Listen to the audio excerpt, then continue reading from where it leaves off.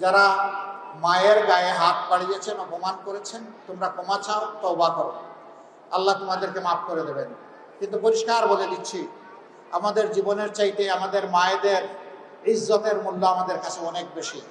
আর যদি কেউ হাত বাড়ানোর চেষ্টা করে, ইনশাআল্লাহ আমরা গালে হাত দিয়ে বসে থাকবো না।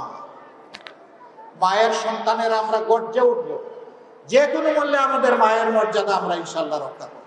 আমি বিশ্বাস করি একজন নিরীহ ইমানদার দেশপ্রেমিক মায়ের হাতে গায়ে কেউ হাত দিলে আল্লাহর আরশ থরথর করে কেঁপে উঠবে।